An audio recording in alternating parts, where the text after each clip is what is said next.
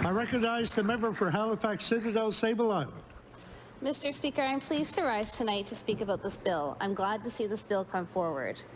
The use of Mi'kmaq as a language is shrinking, as the minister pointed out, but this bill brings us one step closer to supporting the incredible efforts of Mi'kmaq across Nova Scotia through creative and beautiful methods of reclamation and revitalization. And it's not a challenge just in Nova Scotia.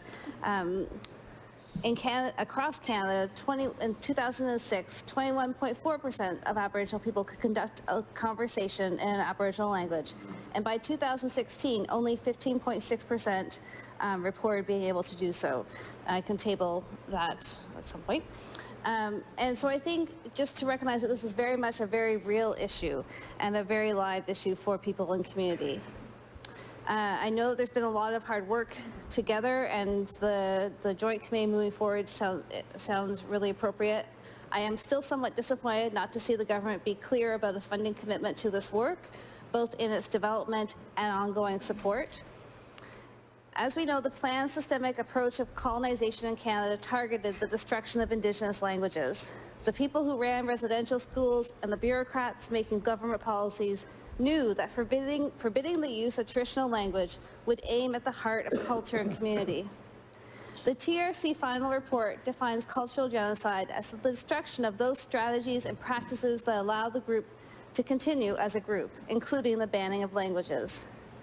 And many folks in the Mi'kmaq community have shared stories about being punished for speaking Mi'kmaq at the Shubenacadie Residential School. They also share stories about older students who would meet with other students in the woods and try and teach them simple words of Mi'kmaq to try and keep the language going. Mi'kmaq poet Rita Jove captured this history and its impact so well in I Lost My Talk.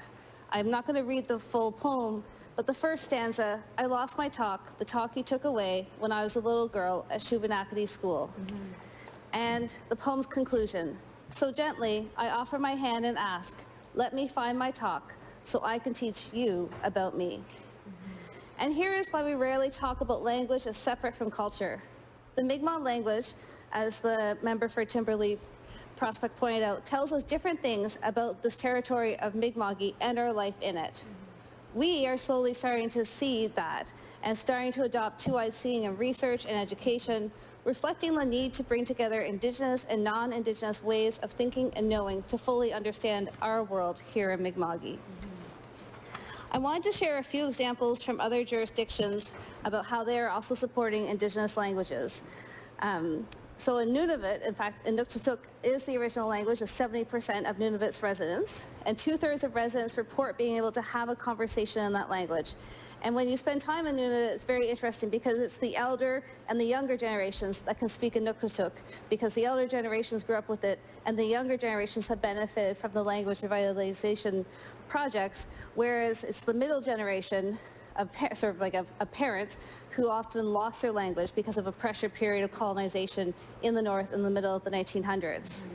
So Nunavut has 4 official languages, English, French, Inuktitut, and Inuktitut, which in all government communications must be available in all 4 languages. It's quite amazing to see, Mr. Speaker, and having spent time in the Inuit community in Ottawa, where Inuktitut is a minority language, to go north and see it being used as the majority language is really inspiring in terms of what we can build in other communities. The Northwest Territories actually recognizes 11 official languages: Chipewyan, Cree, English, French, Gwich'in, Inuktitut, Inuktitut, Inuvialuktun, North Slavi, South Slavey, and Tl'chu. And other jurisdictions like Manitoba also recognize multiple Aboriginal languages as original languages. So in Manitoba, they just launched this year 2 new programs to get funding to help increase the number of proficient speakers, and I have that here, and the number of Indigenous language translators in Manitoba. The province will provide $300,000 in funding for a partnership.